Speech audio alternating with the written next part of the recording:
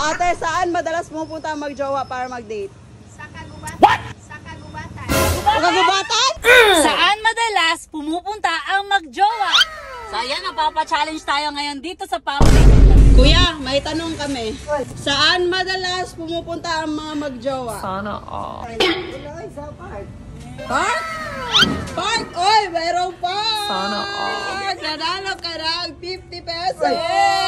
May tanong kami sa'yo. Saan madalas pumupunta para mag-date ang magjowa? Sa mall. Mall? Mall? Oh! Nanalo ka ng 50 pesos!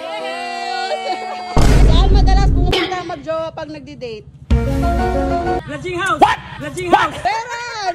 Nanalo ka ng 50 pesos! Sana all. Before picture, may tanong kami sa'yo. Saan madalas pumupunta ang magjowa pag nagdi-date? Simbahan. Simbahan. Wow! Simbahan? Meron! Magkano?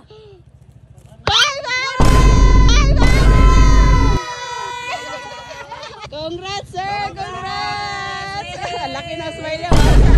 Kuya, saan madalas pumupunta ang magjowa? Park. Tapos na yung park. Kuya, saan madalas pumupunta para mag-date ang magjowa?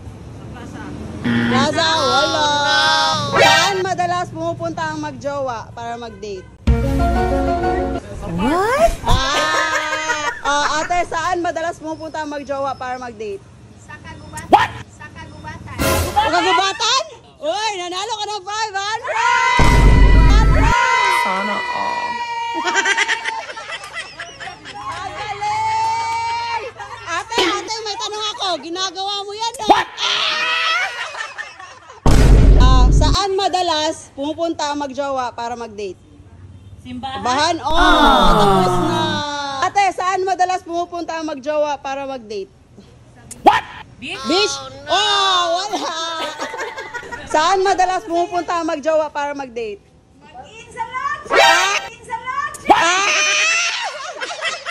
Wala, tapos na. Saan madalas pumupunta ang magjowa para mag-date? Hotel. Hotel? Wala. Saan madalas pumupunta ang magjowa pag nagdi-date?